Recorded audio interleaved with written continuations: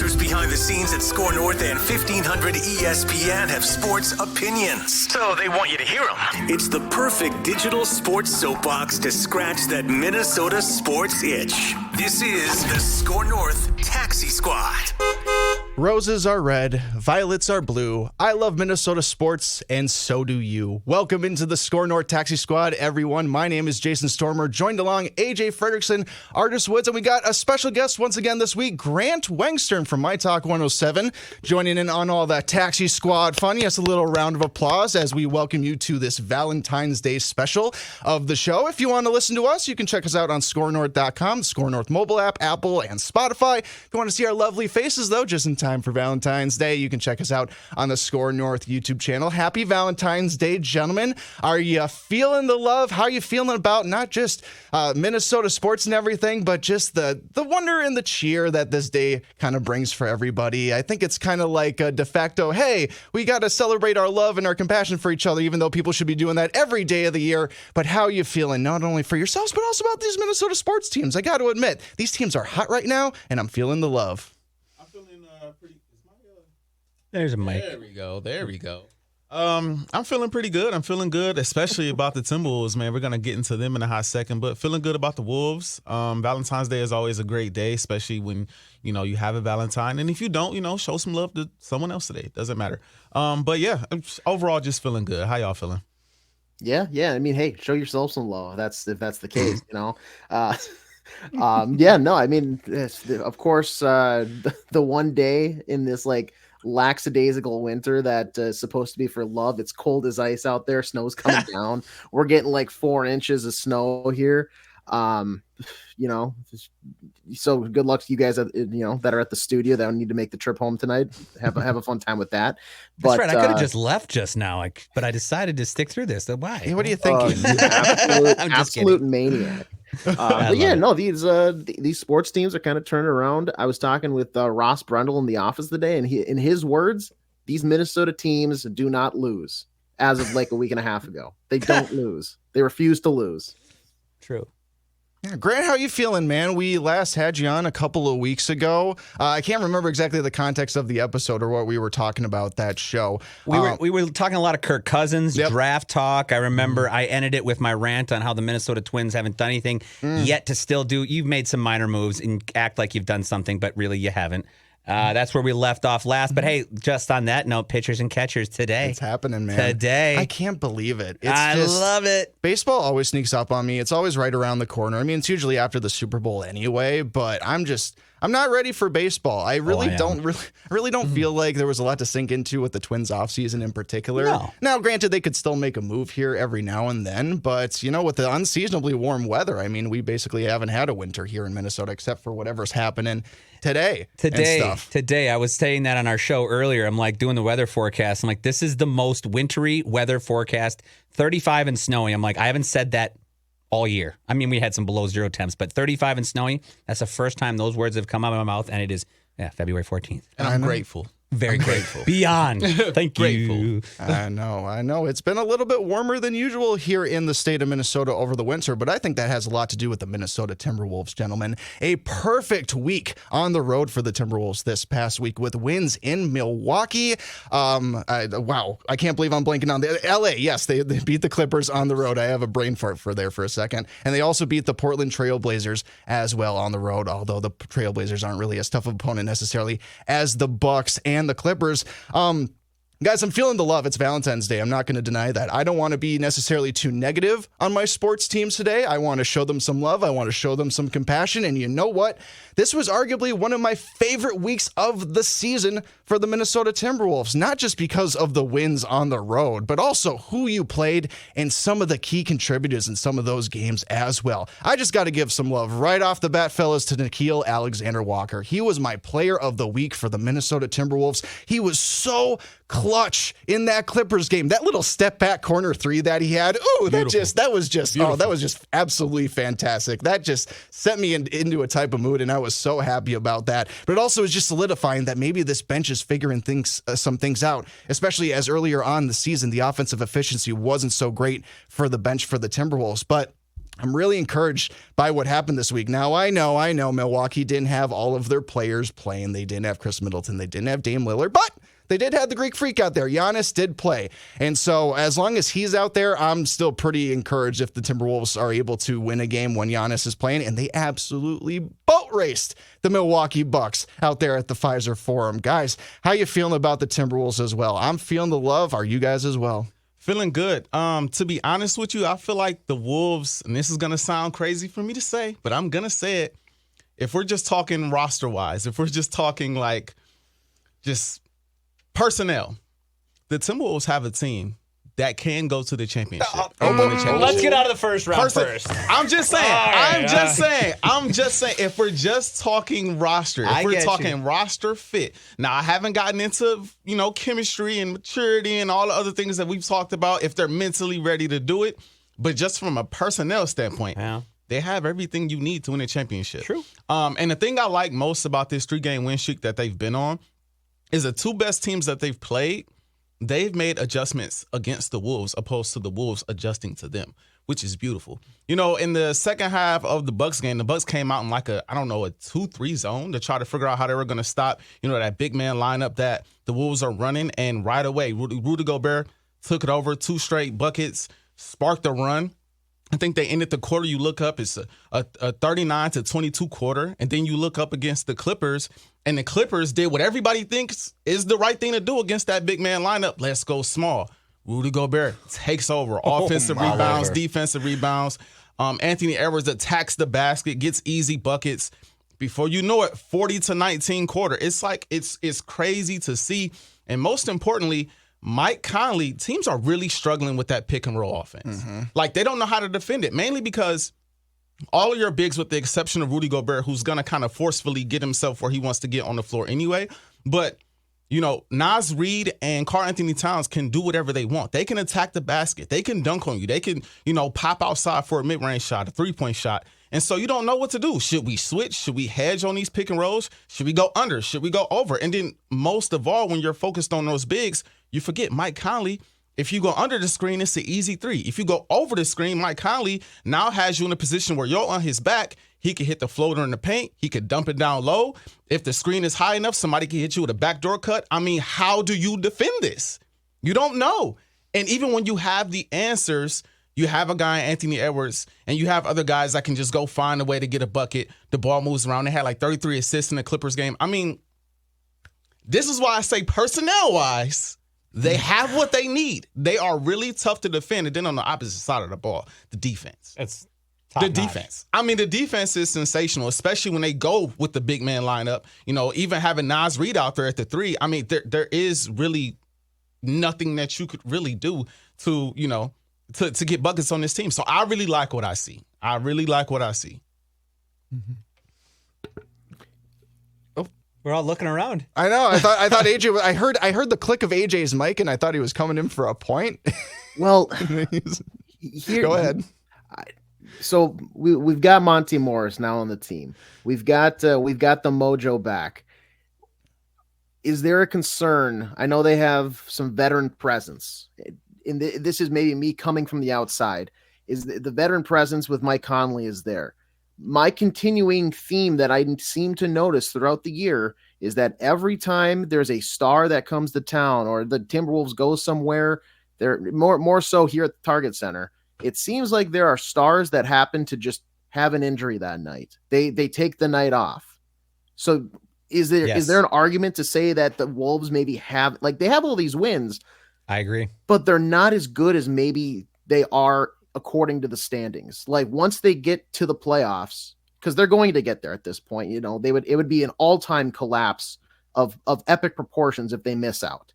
When they get to the playoffs and the stars are playing every single night and they lock it in, what is there? Like, am I correct in having doubt that, like, maybe they're not going to be the team that we have seen so far, that when they come up against the best stars, that, hey, maybe they're not this number 1 seed in the West?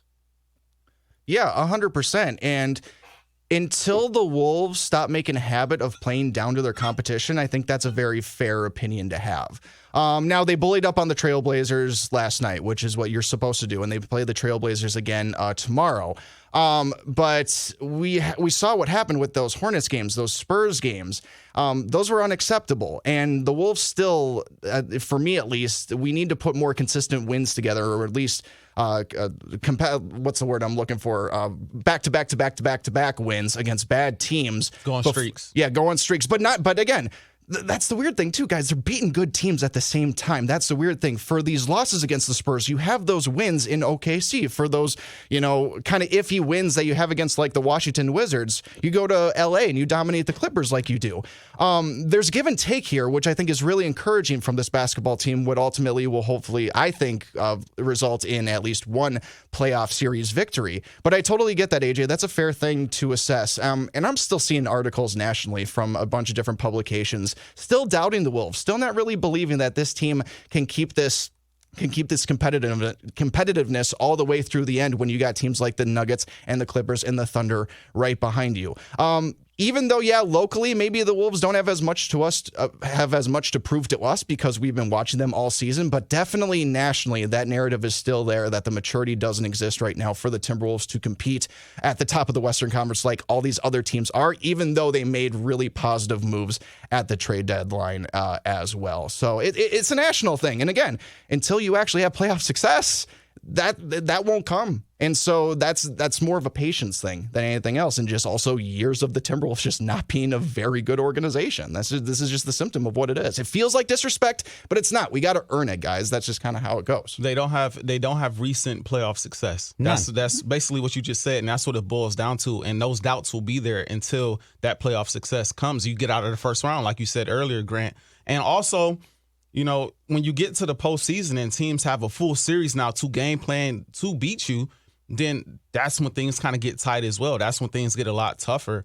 As far as the injury thing, injuries are going to happen. You're going to play teams in the playoffs that are not 100% healthy. The Clippers were healthy, and the Clippers were coming off rest just like the Timberwolves were for the most part. Do you have something to say, Jason? I am very much leaning towards coming on this podcast today and saying out loud, give me the Clippers in the playoffs. I'm not going to say that right now. No. I'm not going to say, but I do think. After what I saw Rudy Gobert do to those guys, they can't guard him. I do think. I'm intrigued by that matchup. And because I'm also banking that either Kawhi or PG is going to be hurt by the playoffs. Possibly. Let's be real. That's kind of their history. Just saying. At the same time, we cannot sleep on Ty Lue, who's arguably the best coach in the league, and will make continuous adjustments. And so I do like the matchup, and it does look like they're having a hard time. He tried to make adjustments mid-game, and that's the thing about the Clippers and Ty Lue. Ty Lue trying to win every game. Mm-hmm. Ty Lue treating every game like it's a playoff game, and it's obvious, which is why I said I love the fact that we watched him try to adjust, and really I think the adjustments hurt him more than anything because they were in the game until he made those adjustments. But when he made those adjustments, things got worse, and it snowballed. And so overall, I think, again, until they win in the playoffs, the narratives will be what they are. It's the Timberwolves, right? Teams are going to talk about the Lakers, even though they're like the 9th seed. Teams are going to talk about the Warriors. Teams are going to talk about the Suns and the Nuggets, who just won a championship. The Nuggets just won a championship last year, and their whole mantra through the playoffs is nobody talks about us. Nobody likes us. No, we're the underdogs because they're the Denver Nuggets. Now they talk about them in that light because they just won a championship. The Timberwolves have to get to that point where they're consistently competing for championships in order for people to give them that respect. But, again, roster-wise, they're going to be – if the Wolves are healthy and they're playing basketball like how they are now, their defense is translating from game to game. Anthony Edwards could take over at any point. Mm-hmm. Naz Reid is a dominant presence. Cat, some days he's there, some days he's not. But the rest of with the way the rest of the team plays around those focal players and Mike Conley, they're going to be a tough out, fellas. Mike Conley's the key because when Mike Conley's on, that team is a completely different team. That's my big observation with that. And the other small thing that I would add to that when you were talking about, I lost it, but you were talking about the team getting its it has to establish itself. Yes, we're getting these great wins, but I want to go back to AJ's point. A lot. I've noticed this. Most of these teams, they sit their superstars when they come to Minnesota. Why is that? I don't know. Sometimes it's injuries, sometimes it's not. So some of these wins, we have to take with a grain of salt. But there has never, in my eyes, been a winning culture in this organization ever. We did 1 year, and that was only because we brought in Latrell Sprewell and Sam Cassell. And Sam Cassell got hurt, and T-Hud came in, and it couldn't finish it out. There has never been a winning culture. There were 7 years of missed playoff opportunities prior to 2004 where we were one and done in the playoffs. And that's been the case the last 2 times we've made the playoffs. Mm-hmm. There is no concept of winning in that building whatsoever. So this is fun. This is fresh. But the last time that concept was there, when they were winning, who'd they have? They had KG, MVP caliber player. Yeah. Now they got Anthony Edwards. Yeah. MVP caliber player. That reminds me of my next point. You said Anthony Edwards can take over at any time. And yes. I love what he's doing for this team. But there's some times where I wish he would step back a little bit. Sometimes he forces it. I may be completely wrong in my observation of this, but he needs to sometimes just pass the ball around. We love you. We love your energy. We love what you're bringing to this team. That the growth that you've had is fantastic. But sometimes now I think that because of this newfound glory, not newfound, but this growth, there's this idea in him that he has to take control when he's got so many weapons around him that I wish sometimes he would take more advantage of that. That was that one point that I forgot. Other than that, it's got to be Mike Conley's got to be on. And Rudy Gobert got to continue to be Rudy dominant Gobert has defensively, to be dominant. Getting those rebounds offensively, defensively. And in all honesty, that is a fair point. On the flip side, though, I kind of rather have Anthony Edwards be that way opposed to he gets in the playoffs and he's too passive. Good point. Right. Yeah. So what he has to do is he has to find that balance. And there are some nights where he knows, okay, this is my night to take over. And some nights where he kind of forces it. And some nights where, he comes out against certain teams like Memphis. And it's like, dude, shoot the ball. Make a play. And Kyle Anderson has to get in his face like, dude, let's go ball. He's like, oh, yeah, I am Anthony Edwards. Let me go play. And that comes with just being a young player coming up and great point. Just figuring it out. Absolutely. KG compared this man to an 84 Michael Jordan. I know y'all saw that. I saw that a while ago. I know y'all are like, we saw it. I love it, but we got to wait. We can't get ahead of ourselves, but I like it. I'm just look at AJ smiling. He knows. No, it's totally fair to get ahead of yourselves. I'm going to pull up the stat because I know I made this for SKOR North social media. Was this media the Steph Curry one? Day. This is the Steph Curry You brought stat. that? That was a good one. I brought that up to the table. I'm going to pull it up right now so I read it accurately. That's cool. Oh, wait, it's a couple days behind. Scrolling. Here it goes. Okay, newsflash, ladies and gentlemen. Did you know that through 4 seasons, and he's not even through his 4th season yet, that Anthony Edwards already has more career 3-pointers than Steph Curry?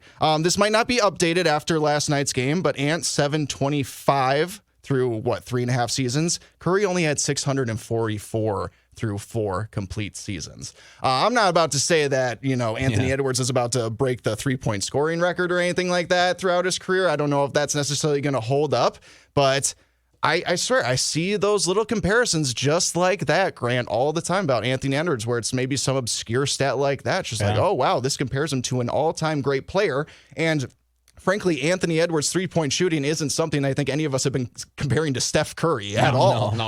We don't even talk about Ant's 3-point shooting. We know he's very competent. I did not know that number was that high. Yeah. I don't know if it means that Ant's just been shooting too much or anything, but to his credit, he's been making those buckets. But to your point, Grant, about those times where Ant has seemed to take control and it's been a detriment to the team. I mean, that even happened in the Clippers game a little bit. He had an awesome banked 3 in that game, and it was so cool, and the bench loved it. He loved it. I don't think he called glass or nothing, but he tried it again 2 minutes later, and it was a very intentional shot, and you knew he was just trying to do the exact same thing over again. That's when Chris Finch took him off the court, put him on the bench, and went, all right, that's enough. You've done enough for the day. You're trying to do too much. It was struggling from outside, too. Yeah. We got this wrapped up, but again, I think hopefully that's just another sign of mature growth for this player.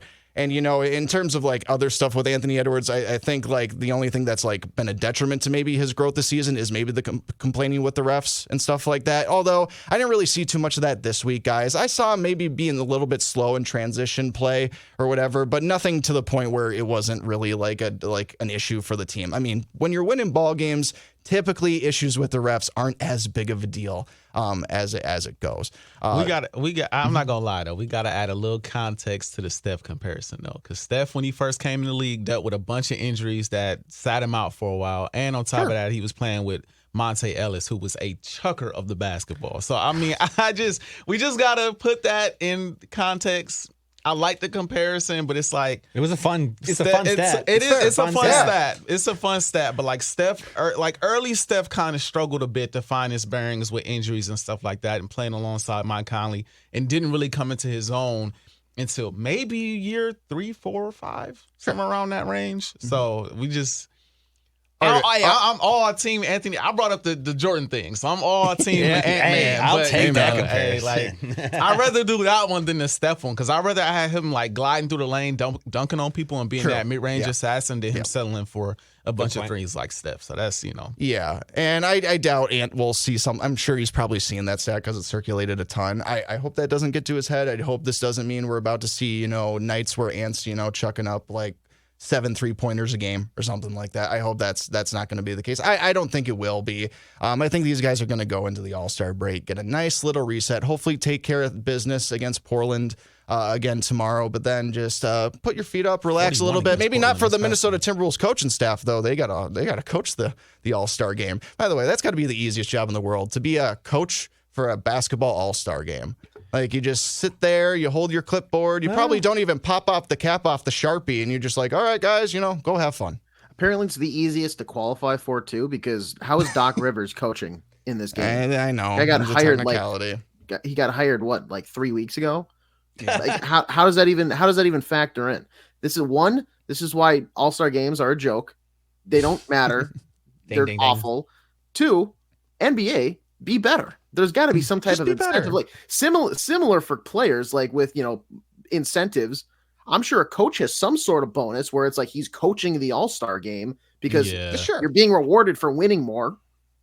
How about give it to the guy that's up next who didn't get fired because he wanted to cut Giannis's trash brother? Like, come on. Touche. I know. It's absolutely ridiculous. I agree. Yikes. Doc, though, has a resume. Not not a good recent one. I'll say that. He's got a championship, though. He's got a championship, and he has coached some good teams, but not recently. Yeah, so recently. It's not like it's just some new guy on the block. This is Doc Rivers. Like, the guy, he's not the best, but he's a hell of a coach. Yeah. But I agree with you. These All-Star games, I take no. I mean, the fact that our coach, whatever. I'm happy for him. Chris Finch is there. I'm happy for the guy, that our guys that are participating, but I take these All-Star games with a grain of salt. I hate it because it basically stops the flow of everything, and we can't just keep watching regular season sports. That's why I'm not a fan of it. I like how the NFL does it after the year. Let's play some games. If you want to join in, but don't disrupt the season. I'm with you there, AJ. I don't like the game. I'm not gonna lie. I like the little mini games though. Like, it's the skills challenge is kind of fun. The dunk contest has fell off. Horrible. I still like it, but I haven't watched it since Zach LaVine and Aaron Gordon. Yeah, that was probably the best recent year, maybe arguably the best year ever potentially. But outside of that, recently it's been kind of downhill. Yeah. Now, 3-point shootout, I like skills challenge, not those competitions. Those are fun. The NBA does that well. Like the MLB Home Run Derby, I think is the MLB All-Star Weekend. Home Run Derby is also lit. Yeah. I do too. To clarify too, not that I don't like. I think the All-Star game definitely has a place, but it's just like NBA. There's no defense. I want to see guys try a little bit. I need more of an incentive. NHL. Nikita Kucherov in the skills competition, there's $1 million on the line, and he's going like half speed. I could have probably done it quicker, and I haven't, I haven't even been able to skate outside this year. I love that. I mean, he got booed. And not because it's like a rival team, just he didn't put effort forth for these Toronto people paying, their hard-earned money to go watch the best of the best. So, they need to rework them. It just has to be better. But incentive based, more for and that's why I shouldn't have put words in your mouth. I apologize there, fine. but that's why I like the NFL because there is no defense there, and that's why they've gone to the flag football. They've gone to the tug of war. I mean, just like the NBA, yes, these skill contests are fun, but the game itself has no rhyme or reason to it. No. There's no need for it. So that's why I'm thinking, you could put it maybe at the end of the season or something. But yeah, I didn't mean to put words in your mouth there. I agree with you though. Baseball still compels me, but that's also because I'm a baseball guy. I don't know, AJ, let me ask you this. Does baseball still do it where if the winning team gets to host the World Series, is that how that works? That's no longer? No. They changed that as of 2018 because people were still up in arms because the Cubs should have hosted the World Series in 2016, but because of the All-Star game, they had to win it on the road in Cleveland, and people were like, well, that's ridiculous. Why? Yeah, He just that stole makes that sense. magical moment from the city of Chicago. But it created but it was a magical run for your Cubs through those 7 games. It was. Are you kidding me? You wouldn't have had like all that. It was, but drama imagine that and at everything. Wrigley Field, historic yeah. Wrigley Field, Fine. not All right. not progressive field. Ugh. The Jake. Ohio. Ugh. Cleveland. Yuck. That was good. Poor Ohio. That's a take of the day. Ohio. Ugh. Ohio. So AJ doesn't like Ohio. If you won't catch him dead there or anything like that. I'm sorry, just had a thought. I'm not even gonna. Only thing good to come out of there is Hawthorne Heights. Okay. Some people will get that. That's a band. And LeBron James, I guess maybe.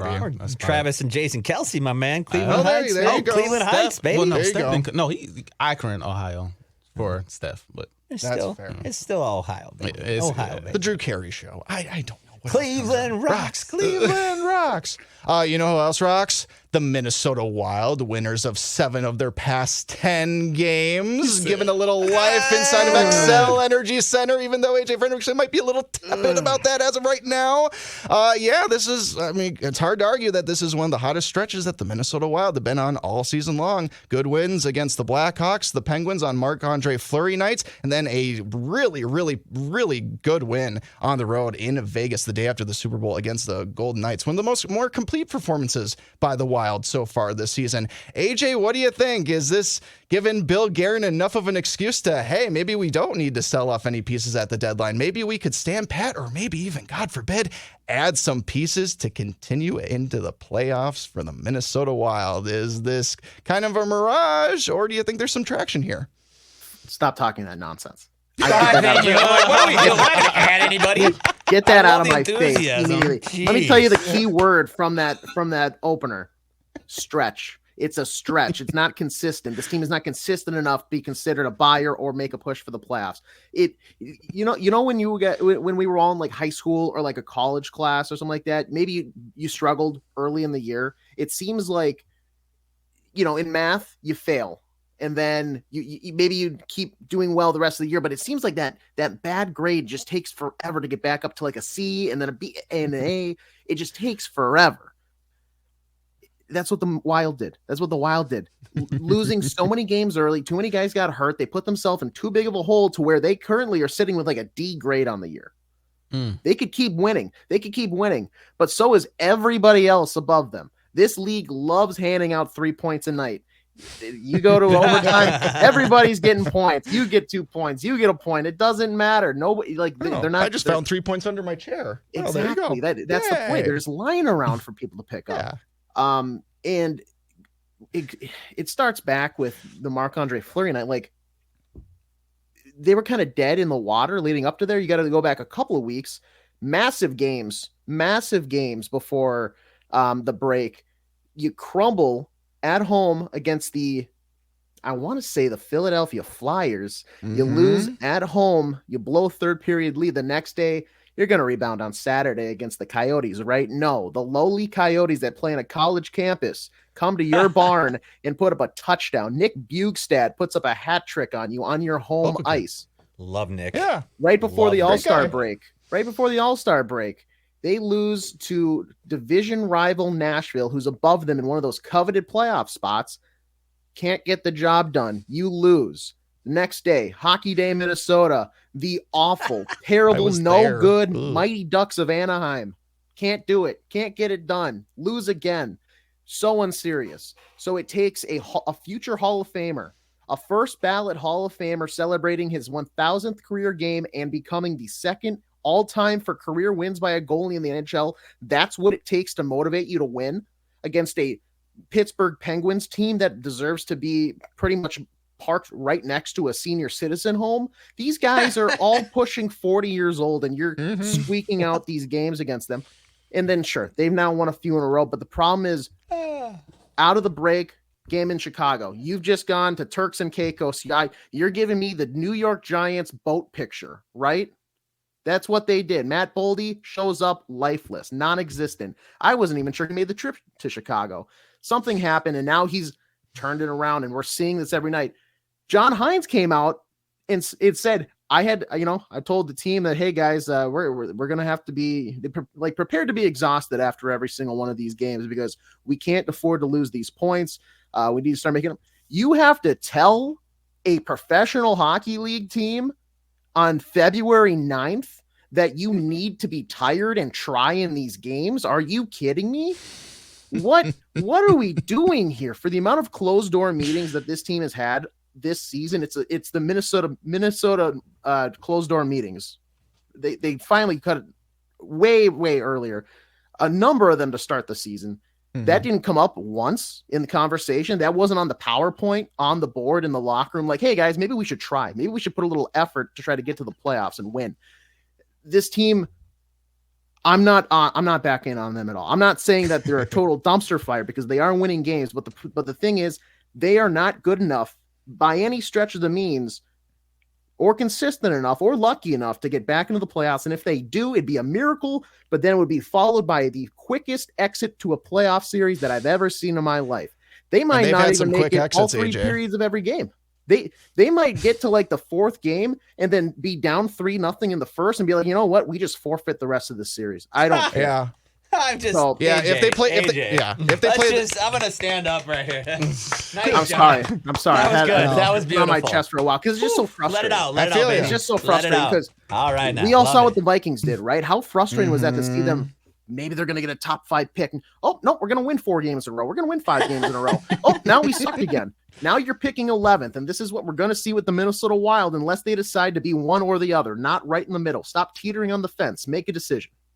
I'm still convinced that my prediction that they're going to finish with exactly 82 points in 82 games played is going to pay off for me. I'm just convinced. They're at 53 points with 52 games played, so that's kind of right on there. Yes, I kind of agree with you, AJ. I think this is definitely more smoke and mirrors than anything else. You beat up on some pretty bad teams. Pittsburgh's worse than you are, which is crazy to think about considering, the talent, even if it's old talent that they have. You got Arizona tonight, and I hope they win that game because my cousin will be in attendance. He goes to pretty much every Wild game when they're down there in Arizona, College Arena or not, which, by the way, I think I heard that the Coyotes are building an arena somewhere in the Phoenix metropolitan area, which I'm all for. I was worried that team was going to go to Canada or something. Then my cousin can watch hockey. That'd be devastating. So I hope you beat the Coyotes, but also they're worse than you. And you got Buffalo after that. Buffalo's not a good team as well. But then after this is where I think potentially the rude awakening will happen for the Minnesota Wild. You got Vancouver right after that, the best points team-wise in hockey right now, which is crazy to think the Vancouver Canucks have just made a huge leap this season. Then Winnipeg, Edmonton, who started really bad, just like you, but they were able to actually fix some things, and they have generational talent on their team. Then after that, Seattle, who is also in the kind of same position as you, but that is on the road. That's going to be tough. Carolina, Nashville, St. Louis before you finally get a break on March 3rd against the San Jose Sharks. If you're able to continue pacing through that schedule, okay, maybe the Wild will have some decent conversations around the March 8th deadline, but I'm not very convinced that they are going to survive that schedule. Even if they go 500, I don't even think that'll be enough for me to be like, hey, yeah, go all in on the season, try to add some pieces. It's just, AJ said it, we've dug ourselves too deep of a hole. Yes, Grant. I have a question as a non-hockey guy. I mean, I watch it occasionally, but I am not in the world. That's why I just love listening to you two talk right now. With this being, isn't this the year that the Parise-Suter hit is the hardest, or is it next year, or are we past that? So I'll pull up Cap Friendly here exactly, but this is like the last year of the highest hits. It drops. So it's going to continue? Yes, it drops. Yeah. It's still massive next year, but then the following year, you're sub 100 for them combined, or sub 1 million for them combined, which is okay. So my question is, if this is the highest and it's going to go down, would it even be worth our time to try to go and do anything right now? Is this just a year where we just got to see what we got, go into the next few years as that goes down and try to make moves? Or, you know what I'm saying? Is this kind of just like one of those years where we are where we're at, we have what we have because of the restraints that we're in, and we're going to kind of play with what we have? Can we even make moves? Can you bring guys on and pick up contracts with where our salary cap situation is, which I have nothing about, so sorry for the random question. It's just me being the non-hockey guy. I'm curious. No, you're fine there. So first off, I need to correct myself. So right now, this year and next year, the Wild are facing a salary cap penalty for the buyouts of Parise and Suter. Those total for $14.7 million. That's the same next year as well. And then it drops to below $1 million per guy, but together it's $1.6 million for the next like 4 years following. But that's when you're really going to be able to like start doing stuff. It's a massive drop off. The problem is right now, should we be waiting? Well, that's the thing. Like Bill Guerin doesn't. He's not a real waiter around, and it's the same thing that you have with like the Wilfs with the Vikings, where Craig Leopold, he wants to win. Like he wants his product to be competitive, which is why over the past like 11 seasons, the Wild are tied, if not the leaders for playoff appearances, with 10 appearances in the playoffs over the last 11 years. But the problem is they just don't build a team that can like go that next level. They're good enough to make the postseason. Yep. And granted, it's a pretty big field that makes it, it's 16 teams. But right now, their projected cap space is $40,000. And on top of that, earlier this season, their cap, yes, $40,000. $40,000. Can you even do anything with $40,000? The price of a Toyota RAV4. That's an average American salary. Toyota RAV4. So they've got a RAV4 in pocket change right now that they can work with. What are we going to be doing? Okay. And the problem is their cap guru, whose name escapes me at the moment, who was like a big key factor in last year's trade deadline, where they were bringing in guys for like all of a cup of coffee to hold on to cap space for other teams and essentially acquire a pick for being a middleman there. He left the organization due to some internal stuff that we don't really have details on. So to my understanding, they don't really have anybody doing the books to that level. Like they have, he was able to do algebra, and these people are doing. How about addition and subtraction? Barely, Oh, that God. like, they know 2 + 2, but they don't know their multiplication tables right now. Yeah. To put it in a layman term. So, it's some of the moves that you see. For instance, Adam Beckman got called up the other day for his shot with the big club, only to get sat and then sent back down. I think it's just that was the easy move for them, maybe. And then that's why they made it rather than find a smarter, correct move. Because Adam Beckman, he shoots the puck. He's a guy that I would imagine you probably want on your big club to maybe either sit a guy, teach a lesson, or just shake things up. But right now, to answer your question, why wouldn't they wait? Because the front office really doesn't have that mindset too. And frankly, they have talent to be good. It's just they've kind of been battling the injuries, and I hate saying that excuse, because you look at the Bruins and they battled injuries too, and they're still, atop their division or right up there with the rest of the division. So it shouldn't be a crutch for them, but this team realistically should look to move some guys that can go at the deadline and just look to next season. This is it. You're just going to sit in the middle, and then we're going to get stuck with a draft pick who maybe at best is going to be like a middle six forward or like a bottom pairing defenseman. And that's why I was thinking, like, during this point in time, I don't want to say rebuild, because you got Kaprizov, you got guys that you can't really call it a rebuild. Oh yeah, as long as Kaprizov's under contract, you can't fully rebuild. No, but why would you at the same time? I hate saying this because I know no one ever gives up in sports. I get that. I'm not that naive.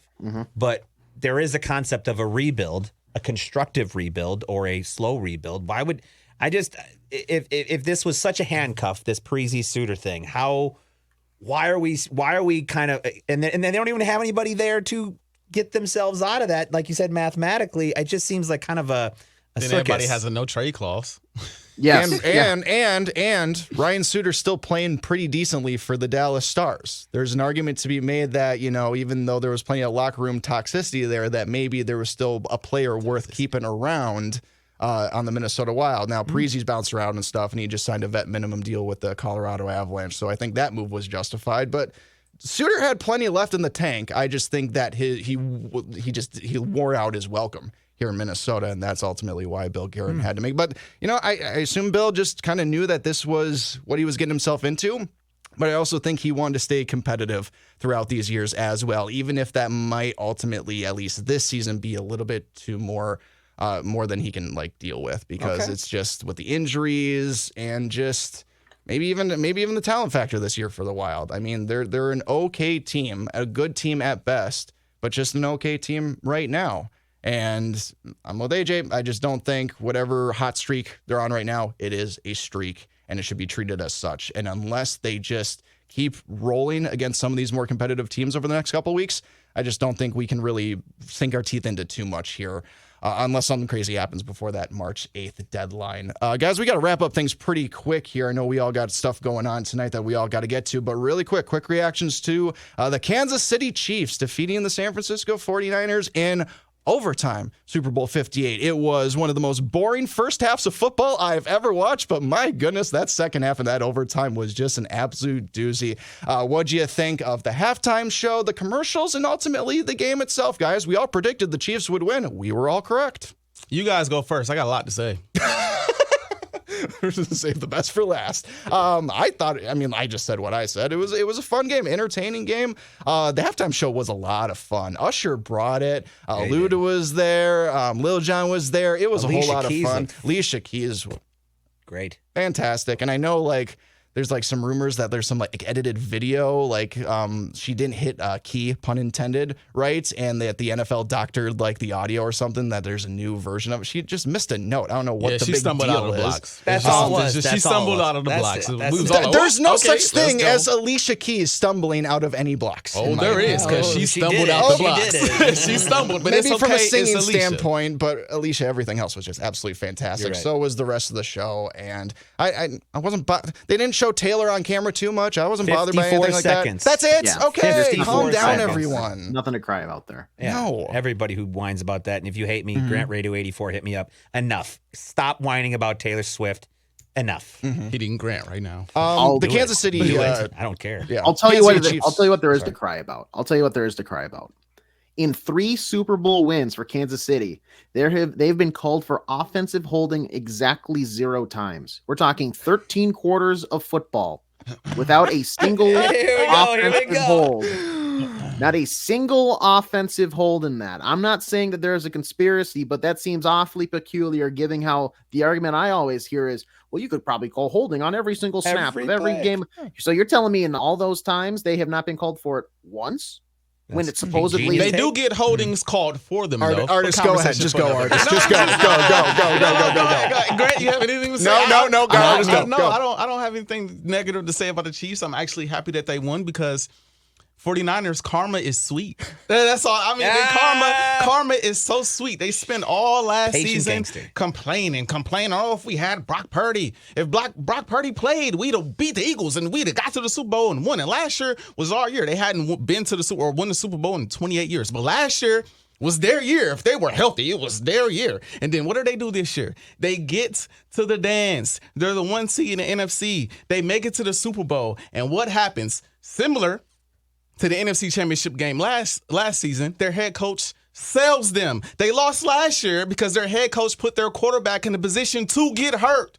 That is what happened. Their head coach put them in position to get hurt. And this year, what did he do? He sold. Second half of the game, Christian McCaffrey has to go. Let's throw the ball 6 straight times. Oh, let's have him throw the ball 6 straight times. And then you get a muff punt, and then momentum swings. Bad decision after bad decision. Your team doesn't even know the overtime rules. How do you go into a Super Bowl? A Super Bowl in your team. The leaders, not rookies. We talking vets.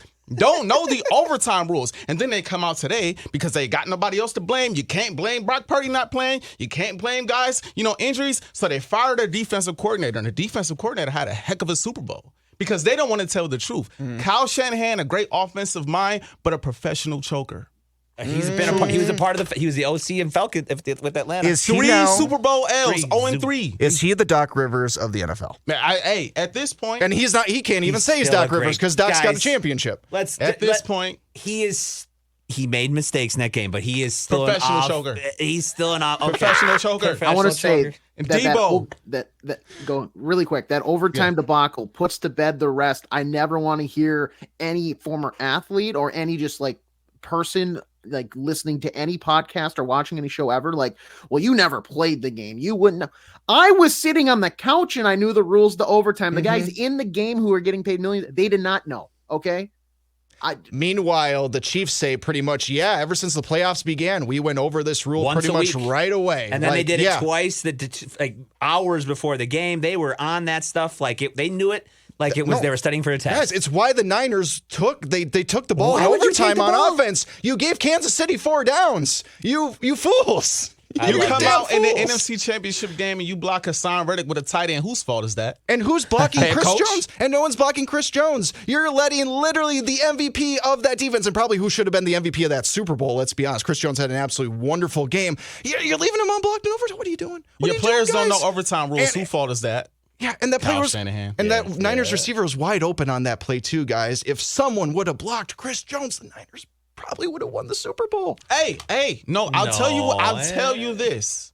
You know how they could have won the Super Bowl? If Brock Purdy played. But he played. He did. Brock Purdy isn't the reason they lost. Darn it. Look at Artis. Darn it. Look at Artis. If only he would have played. Darn it, but he did. I love it. I love it. You know what? From a guy like you who, last year experienced this on the other end, which I feel for you, bro. I feel for you. So I love this passion. I love that you are going after Kyle Shanahan. I love that you're going after the Niners. I'm not going to do that because I hear you. I feel you. You did a perfect job of everything that I could have thought of. But I just got to say, as a fan, last time I was on the show with you guys, I talked about my obsession with Travis and Jason. This story, I know it's become so talked about and whatever in the media. I loved it. I enjoyed just as much watching the clips of Jason Kelce in his Nacho Libre mask and his overalls hammered at the after party, just shaking his belly, having fun while his brother's mushing it up with the biggest freaking pop star in the world. I know that this is outside the game, but it's become a story. It's become fun, and I enjoy it. I was happy. I was watching it with Jason. Jason saw me. I've never been that into. I left the room for a minute. I've never been that. That was the most I've seen you root for an opposing team that wasn't like a Minnesota team. That was the most invested I've seen you in another team other than your own. I'm happy for Travis. I'm happy for Jason. Yep. Taylor Swift, yes. I'm happy for you. And I'm just not mad at her. That's all. No. It was a great Super Bowl, and that's all we can ask for, right? Yeah. Great game, great food, great people, all of that. And now we enter the abyss that is not football season, but like Grant said, pitchers and catchers reporting spring training that is right around the corner. Timberwolves are hot. The Wild might be hot as well. We got Minnesota sports covered here on the SKOR North Taxi Squad, but we got to wrap things up here on the program. My name is Jason Stormer. That's AJ Fredrickson. That's Artis Woods. And thank you, Grant Wenkstern from myTalk 107.1 for joining us again, and hopefully you'll be able to join us plenty of times in the near future. But until next time, ladies and gentlemen, boys and girls, you can listen to Taxi Squad on SKORNorth.com, the SKOR North mobile app, Apple, and Spotify. You want to see our lovely faces, though? Check us out on the SKOR North YouTube channel. Happy Valentine's Day, everyone. We will catch you on the next time of the SKOR North Taxi Squad. Take care. Bye-bye. If only Brock Purdy played. Oh, come on.